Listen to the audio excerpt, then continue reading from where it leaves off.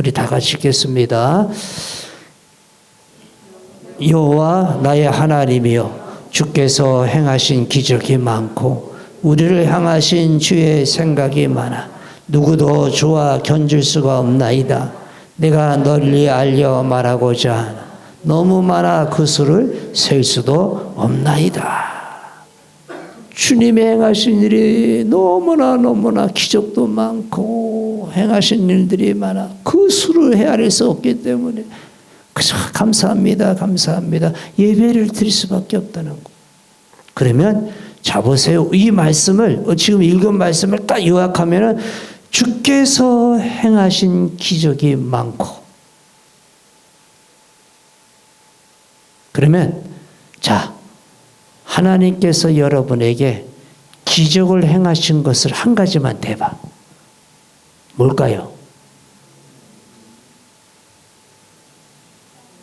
창세전에. 그렇지. 하나님이 나를 택하신 것이 기적 중에 기적이에요. 기적 중에 기적이에요. 이보다 더 큰 기적이 어디 있어? 그러하기 때문에 우리는 하나님 앞에 예배를 드릴 수밖에 없는 거예요. 하나님이 우리를 위해서 무엇을 하셨고 무엇을 하고 계시며 앞으로 무엇을 하실 것인가를 아는 자는 하나님 앞에 예배할 수밖에 없는 거예요. 그리고 창세전에 선택받고 하나님의 은혜를 받은 자는 우선순위가 하나님 앞에 예배하는 거죠. 그런데 하나님께서 그 예배를 받으시기 위해서 한 날을 정하셨어요. 그날이 어느 날이야? 주님의 날, 주일입니다. 그렇죠? 주님의 날, 주일이에요. 그래서 창세전에 선택하고 그리스도 안으로 들어온 자는 주의 날을 최우선으로 여겨야 돼. 주일 예배를 최우선으로 여겨야 됩니다. 어떤 것보다 중요시 여기고 예배를 드리는 일보다 중요하고 바쁜 일이 없어야 되는 거야. 비교할 수가 없고 양보할 수가 없는 이 시간이야. 아무리 바빠도 그 어느 것도 견줄 수 없는 예배의 시간. 여러분이 이 시간 주 안에 거하는 자가 이 시간에 여기 앉지 않았다 하면은 그 사람은 이 자리는 빈자리야. 이거보다 더 바쁜 일이 있다. 있을 수가 없는 일이죠. 여러분에게서 가장 바쁜 일이 뭐냐? 주일날 주 앞에 나와서 예배하는 일이 가장 바쁜 일인 거예요. 우선순위야. 최우선으로 여겨야 돼. 그래서 어떤 것도 비교하지 말고 양보하지 말고. 양보는 미덕이지만 예배 시간만큼은 양보해서는 안 되는 거예요. 생명 걸고 지켜야 되는 거예요. 목숨 걸고 싸워서 이 예배를 사수해야 되는 거예요. 이게 바로 그리스도 안의 선택자들 예배의 공동체인 것이에요.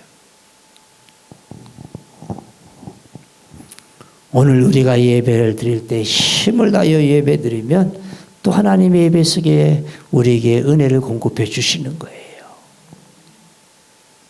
성도들에게 있어서 예배만큼은 생명같이 여겨야 돼요. 예배를 붙잡으시기 바랍니다. 놓치지 마시기를 바랍니다. 누가 유혹하더라도 내 자리만큼은 양보해서는 절대 안 되는 거예요.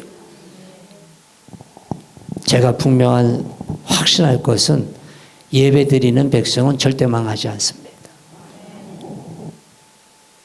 우리 신앙의 선진들, 특히 한국교회의 우리 신앙의 선진들 보세요. 주일을 생명같이 여겼어요. 그래서 그의 후손들이 복을 받고 복을 받아 여러분의 고국인 대한민국이 복을 받은 나라가 된 거예요. 예배 드리는 백성은 절대 망하지 않냐는 거예요. 예배 드리기 위해서 싸우시기를 바랍니다. 분발하시기를 바랍니다. 예배를 붙잡아야 돼. 이사야 64장 7절 말씀 볼까요? 다 같이 읽겠습니다. 시작. 스스로 분발하여 주를 붙잡는 자가 없나요? 자, 거기까지 스스로 분발하여 주를 붙잡는 자가 없다고 한탄합니다. 더 나아가서 여러분 주일 예배의 가치를 깨달으시기 바랍니다.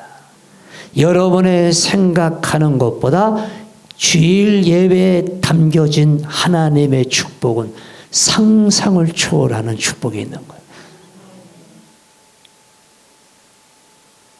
주일 예배 속에 내 인생의 모든 문제에 답이 있고 응답이 있는 거야. 이것을 여러분 붙들어야 돼. 그래서 주일 예배로 사는 인생은, 주일 인생으로 사는 인생은 성공 인생이 되는 거. 예배를 통해 주님을 만나고 주의 음성 듣고 또 주님의 치유를 받고 응답을 받고 축복을 받고, 그리고 예배 마치 돌아가는 모습은 너무나 행복한 거지요. 우리는 그 맛에 살아야지. 네 번째, 교회는 은혜의 공동체입니다. 무슨 공동체? 은혜의 공동체라는 거예요. 자, 절 보세요. 너무나 제가 너무 세게 설교합니까? 찔림 받아요? 그럼 은혜 받는 거야, 그게. 시험 들면 안 돼. 은혜 받는 거야. 찔림이 은혜야. 알았죠? 저 목사님이, 강 목사님이 저 목사님한테 고자질 했나? 왜 나한테 설교 안 한 것 같아? 그건 시험 드는 거예요. 우리 목사님과 나는 아무 상관없어요. 아주 옛날에 우리 지만이가 코로나 때문에 한국에서 결혼식 하고 다 해야 되는데 나오지 못하니까 여기서 결혼식 할 때 목사님이 줄에 섰을 때 주례식 날 화상통화를 한 30초 했나? 딱 그거밖에 없었어요. 자, 우리가 하나님 앞에 예배를 드린다. 그 하나님이 나의 예배를 받으셨다. 증표를 대봐요. 증표 대봐. 우리 하나님은 지금 이곳에 임재하십니까? 하나님은 살아계신 분이죠? 실제 하나님이시죠? 제발 여러분 부탁을 드립니다. 신앙생활 추상적으로 하지 마십시오. 우리 하나님 지금 살아계신 분이에요. 이곳에 임재하시고 역사하신 분이에요. 그 예배를 받으시기 위해서 지금 이곳에 임재하셔요. 그러면 그 하나님이 나의 예배를 받으셨다. 증표를 대봐라 이거야. 예, 받으셨어요. 그럼 증표 대봐. 그 증표가 뭐냐? 내가 하나님 앞에 한 예를 든다면 오늘 내가 예배를 드릴 수 없는 상황이에요. 때로는 개인적인 어떤 비즈니스 때문에, 때로는 또 너무 몸이 아프고 불편해서 힘들어서 피곤해서, 그래서 오늘 예배를 내가 포기해야 되겠다. 하지만 그러나 내가 창세전에 나를 하나님이 선택하시고 그리고 때를 따라 은혜를 주신 그 하나님의 은혜에 내가 아무리 몸이 아프고 힘들고 바쁘더라도 하나님 앞에 나와서 예배 드리는 것은 내 생에 가장 귀한 것인데 하면서 모든 걸 힘든 몸을 지친 몸을 이끌고 교회 앞에서 예배를 드렸어요. 손을 다 예배를 드렸어요. 그날따라 찬양도 더 열정을 다해 드렸어요. 그런데 그 예배 가운데에 그 지치고 힘든 그 마음이 치료되고 육신의 질병이 회복되고 상한 마음이 새롭게 되고, 그게 바로 하나님이 받으신 예배인 거예요.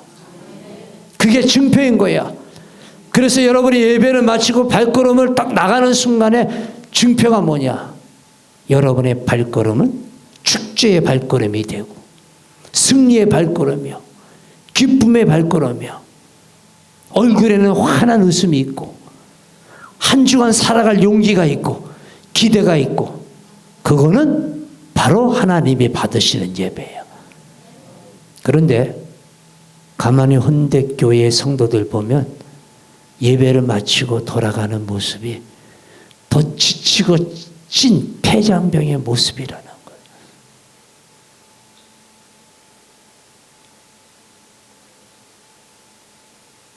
우리 교회 성도들은 그런 훈련받고, 우리 교회 비전이에요, 여러분. 예배 비전입니다. 생명 걸고 예배 드리자가 우리 교회 비전이야.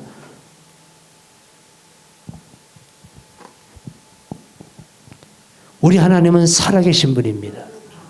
산자의 하나님이시요. 그런데 죽은 자의 하나님 앞에 예배드리는 거예요. 그러니까 예배 마쳤는데 더 피곤해 찌든 모습으로 간다. 그런 모습 볼 때 이 목회자로서는 얼마나 불쌍한지 몰라.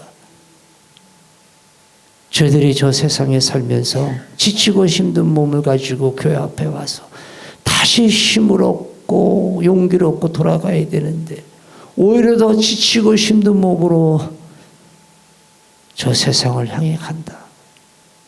아니 저 세상 사람들은 주말이면 엔조이하기 위해서 야외로 가고 자기 취미생활 하는데 우리는 이러지도 못하고 저러지도 못하고 그래도 주워 들은 건 있고 그래도 어떤 신앙은 있어서 억지로 교회 나가고 마주 앉아서 그냥 억지로 예배드리고 돌아가고 절대 아닌 거예요. 절대 아니에요.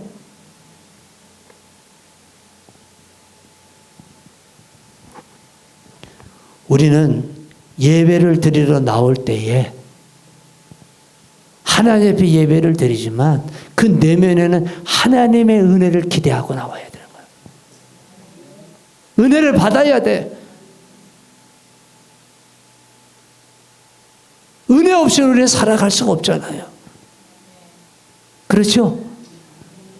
은혜 없이는 살아갈 수가 없어. 내가 예수 밖에 있었을 때는 내 멋대로 살 수 있어요. 내 노하우, 내 방법대로 살 수가 있으나 우리가 예수 안에 들어왔으면 하나님의 은혜로 예수 안에 들어왔고 그 다음에 하나님의 은혜로 우리는 살아갈 수밖에 없는 거예요. 성경 구절 다 무시합니다. 다 무시할 거예요. 자, 성경 구절 읽을 필요 없어. 성경 말씀에 보면 신명기에 보면은요. 하나님께서 이스라엘 백성들을 구원하셔서 가나안에 들어가게 하셨어요. 그런데 가나안에 들어가게 하는데 그 가나안 땅은 젖과 꿀이 흐르는 땅이라고 했어요. 근데 막상 가나안은 젖과 꿀이 흐르는 땅이 아니에요. 그 땅은 천박한 땅이에요. 골짜기가 있고 평지가 없어요. 오히려 애굽 땅이 축복의 땅이에요. 이스라엘 백성이 430년 동안 산 땅은 고센 땅. 나일강 하류에 있는 땅이요. 그 성경 말씀에 보면은 신명기 11장에 보면은 그 땅에서는요 그냥 마음만 먹으면은 그냥 발로 이렇게 물레방을 돌면은 그냥 얼마든지 논에 밭에 물을 댈 수 있는 기름진 땅이에요. 세상 사람 볼 때는 오히려 애굽 땅이 축복의 땅이에요. 근데 성경에 보면은 하나님께서 뭐라고 했어요? 가나안 땅이 기름진 땅이라, 젖과 꿀이 흐르는 땅이라 그랬어요. 그 이유는 뭐냐? 잘 들으세요. 가나안 땅에 들어가면은 애굽 땅에서는 하나님이 필요 없어요. 오히려 애굽 사람들은 나일강의 신이 있어가지고 나일강의 신이 우리를 이렇게 돕는다고 했어요. 기름지게 한다고 했어요. 그러니까 이스라엘 백성들, 아니 우리들은 이제 예수 안에 들어오고 가나안에 들어왔으면은 이제 어떻게 해요? 이게 척박한 땅이지만 성경 말씀에 보면은 하나님께서 이른 비와 늦은 비를 적절한 때에 내려주신다고 하셨어요. 그러면서 연초부터 열마까지 하나님께서 그들을 두 눈동자로 보신다고 하셨어요. 어디서? 가나안 땅 안에서만. 그러니까 가나안 땅 안에서는 오직 하늘만을 쳐다봐야 돼. 하늘의 때를 따라 비를 내려주시. 이른 비는 뭐냐? 10월 달에서 11월 달. 우리나라와 여기 한국과 이스라엘은 정반대예요. 그래서 씨를 10월 달에서 11월 달 씨를 뿌리고 그때 하나님께서 비를 내려주십니다. 비를 내려주면 땅이 촉촉하고 그 다음에 씨를 뿌려요. 그럼 싹이 납니다. 그다음 비가 안 오다가 마지막 열매를 맺을 때에 늦은 비를 내려주셔요. 그러면 또 곡식이 다 열매가 무성하게 열려요. 그러니까 여러분 이른 비 늦은 비는 하나님의 은혜죠. 그렇죠? 그러니까 가나안 땅에서 그들이 사는 방법은 하나님의 은혜밖에 없는 거예요. 그러니까 가나안 땅이 그래서 젖과 꿀이 흐르는 땅이라는 거예요. 이 말씀을 우리에게 적용한다면 우리는 그리스도 안에 들어왔어요. 우리는 여러분 가나안 땅에 들어와 하나님의 나라가 가나안 땅이라 하지만 이미 하나님의 나라는 이 땅에 이루어지고 있어요. 하나님의 나라는 너희 안에 있느니라 그랬어요. 우리는 이미 하나님의 나라 안에서 우리는 삶을 살아가고 있어야 되는 거예요. 하나님의 나라는 하나님이 다스리고 통치하는 것이 하나님의 나라예요. 우리 개념이 성경 보면 하나님의 나라면 앞으로 갈 하나님의 나라에 대해서 더 말씀하지 아니하고 하나님이 다스리고 통치하는 이 땅에서 어느 곳이든지 다스리고 통치하는 곳에 하나님의 나라라는 말씀이 더 많아요. 그러니까 여러분의 개인의 여러분의 가정에 아니 이 교회 공동체에 하나님이 다스리면 이곳은 하나님의 나라인 거예요. 그러니까 우리는 이미 가나안 땅에 들어와서 우리는 살아가는 존재야. 그러면 우리는 어떻게 살아가야 돼? 예수 밖에서는 내 멋대로 살고 내 마음대로 살고 때로는 성공할 수도 있지만 이제 우리는 그리스도 안에 들어왔으면은 오직 우리는 누구를 바라봐야 돼? 주님만을 바라봐야 되는 거예요. 주님의 은혜로 살아가야 되는 거예요. 은혜 없이는 살 수가 없는 거예요. 믿음의 아멘 하시기를 바랍니다.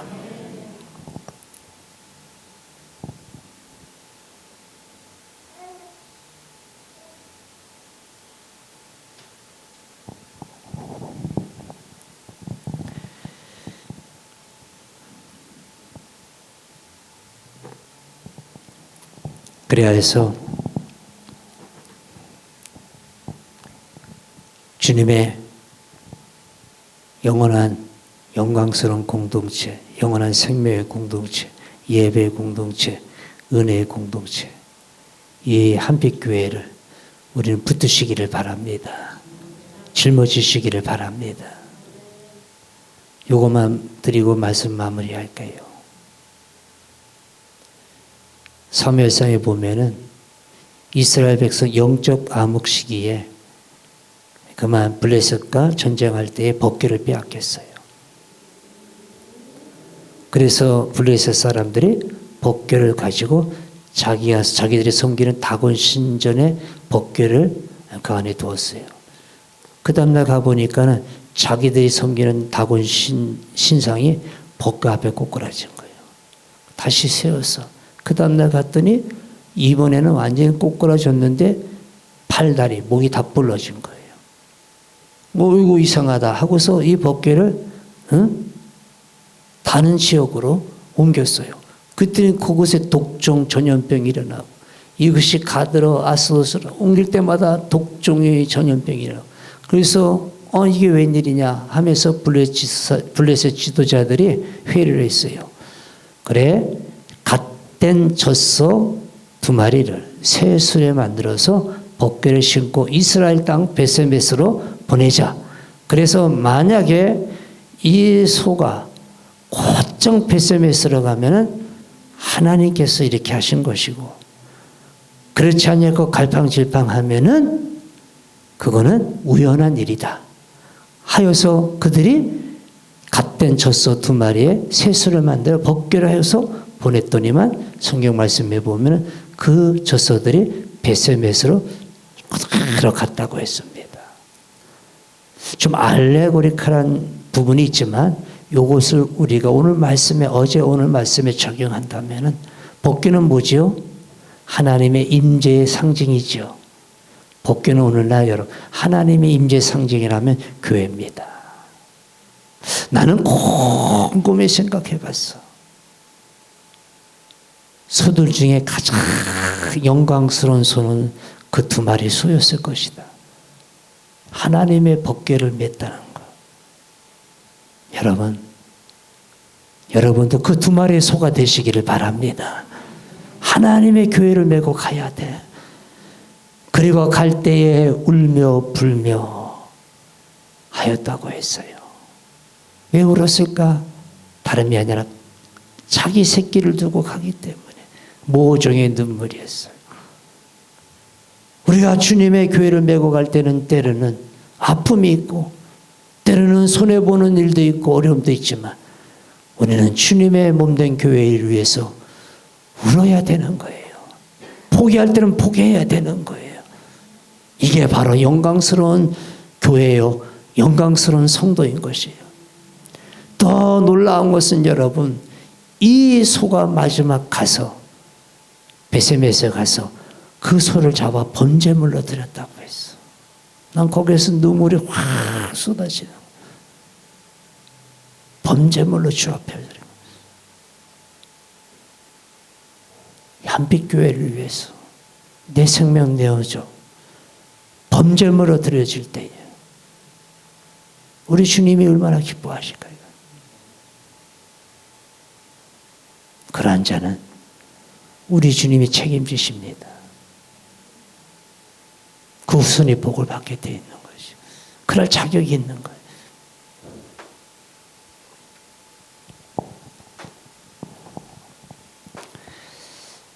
에베소서 1장 7절 말씀 보세요. 우리 다 같이 읽겠습니다. 시작. 맨 끝부분에 시작.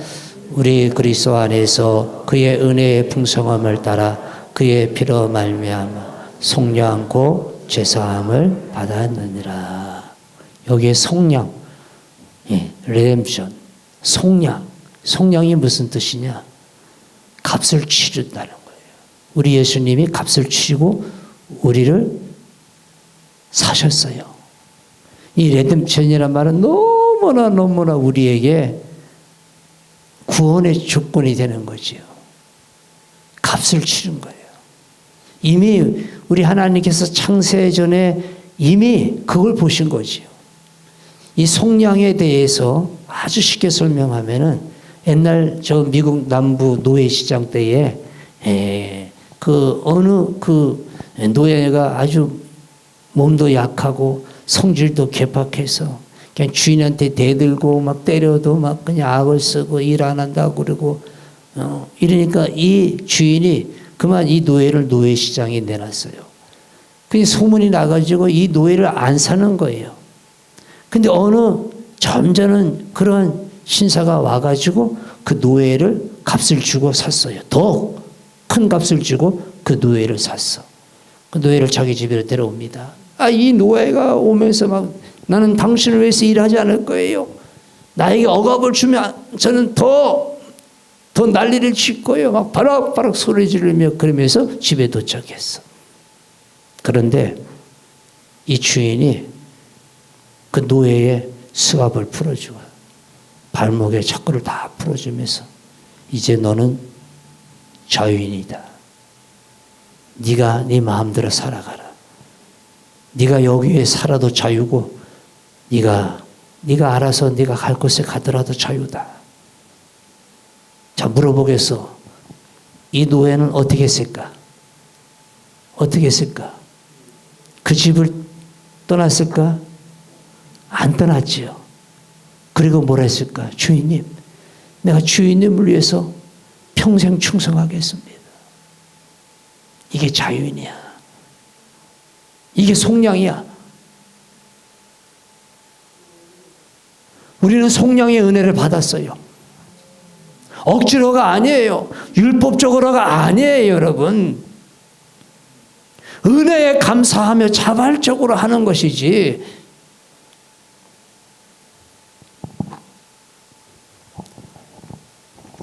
지옥이 무서워서 순종하는 것이 아니에요. 천국에 금은 보화가 있어서 우리가 열심히 일하는 것이 아니라 하나님의 은혜가 너무나 감사하기 때문에 충성하고 몸을 바치고 예배하고 하는 것이에요. 오늘 다 잊어버려도 속량 하나만큼은 딱 가슴에 새기시기를 주의 이름으로 축원합니다. 기도하겠습니다. 찬양단들 앞으로 나오시기 바랍니다.